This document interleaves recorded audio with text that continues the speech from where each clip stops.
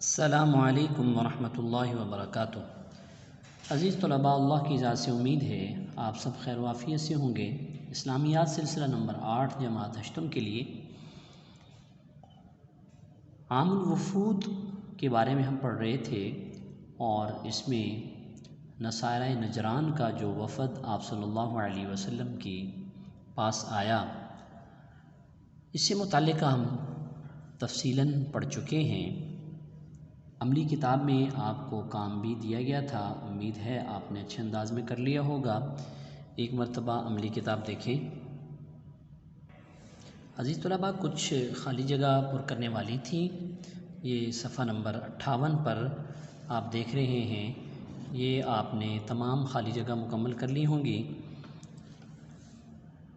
ایک خالی جگہ اگلے صفحے پر بھی، خالی جگہ نمبر 10، وفد نجران کے سردار کا نام کیا تھا، یہ بھی آپ نے مکمل کر لی ہوگی۔ اس کے بعد یہ سوالات جوابات بھی آپ پہلے سے مکمل کر چکے ہیں۔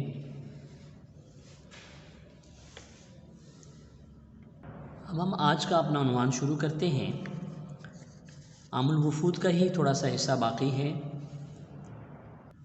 عزیز طلباء، مباہلہ، سب سے پہلے مباہلہ کی تعریف سمجھیں۔ مباہلہ کسے کہتے ہیں؟ مباہلہ کہتے ہیں کہ دو گروہوں کا آپس میں اکٹھے ہو کر کسی بات کی یقین دہانی کے لیے، اس کا سچا یا جھوٹا ہونے کے لیے ایک دوسرے کے لیے بد دعا کرنا، ہلاکت کی بد دعا کرنا، تو یہ تھا مباہلہ۔ اللہ کے رسول صلی اللہ علیہ وسلم مباہلہ کے لیے تیار ہوئے، اور آپ صلی اللہ علیہ وسلم نے حضرات حسنین کریمین اور حضرت فاطمہ اور حضرت علی رضی اللہ تعالی عنہ کو ساتھ لیا اور مباہلہ کے لیے تشریف لے گئے۔ جب ان خوبصورت چہروں کو دیکھا تو عیسائیوں پر رعب طاری ہو گیا، اور سید اہم نے ان کو منع کیا، اور ایک اس موقع پر تقریر کی کہ دیکھو، آپ صلی اللہ علیہ وسلم نے جو فرمایا حضرت عیسیٰ علیہ السلام کے بارے میں وہ بالکل ٹھیک ہے، لہٰذا آپ اپنے آپ کو ہلاکت میں نہ ڈالو۔ بالآخر انہوں نے صلح کے لیے تیار ہو گئے کہ ہم جزیہ دے کر، ٹیکس دے کر ہم صلح کرتے ہیں۔ اس موقع پر آپ صلی اللہ علیہ وسلم نے فرمایا تھا کہ اگر یہ مباہلہ کرتے تو سور اور بندر بنا دیے جاتے، اور تمام اہل نجران ہلاک ہو جاتے، حتیٰ کہ درختوں پر کوئی پرندہ بھی باقی نہ رہتا۔ قرظ بن علقمہ، انہوں نے اسلام قبول کیا سب سے پہلے، پھر اس کے بعد نجران کے نصارہ کے وفد میں سے چند اور لوگوں نے بھی اسلام قبول کیا، اور ان میں سید اہم اور عبد المسیح عاقب ہیں جنہوں نے اسلام قبول کیا۔ عزیز طلباء، یہ آج کے اہم ہمارے نکات ہیں۔ اب ہم سبق کی بلند خوانی کرتے ہیں، اور اس کے بعد عملی کتاب میں اپنا ہوم ورک دیکھیں گے۔ مباہلہ۔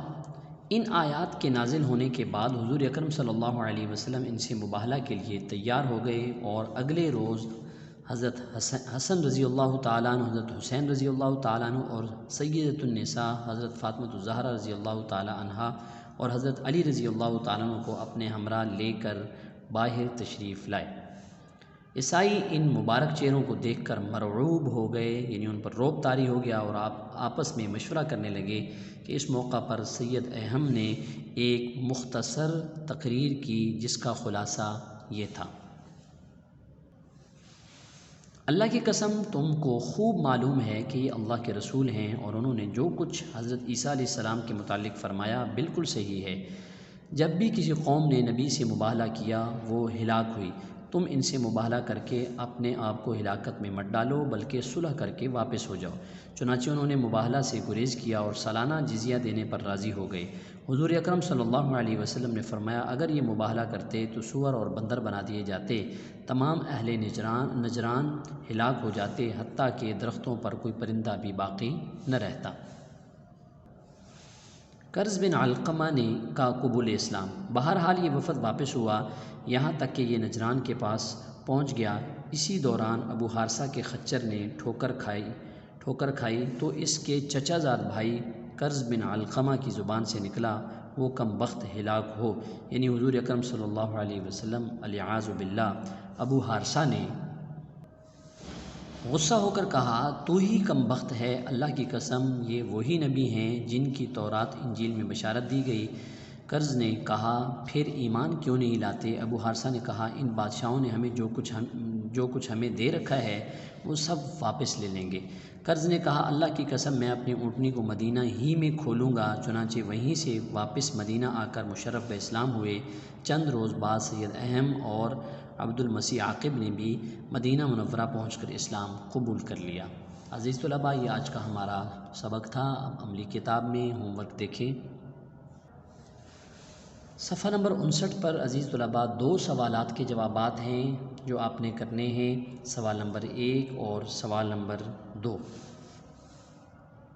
اس کے بعد صفحہ نمبر 60 پر آپ نے 4 سوالات کے جوابات کرنے ہیں، سوال نمبر 7، سوال نمبر 8، سوال نمبر 9 اور سوال نمبر 10۔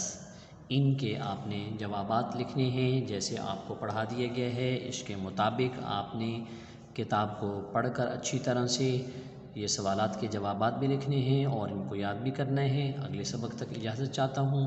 السلام علیکم ورحمۃ اللہ وبرکاتہ۔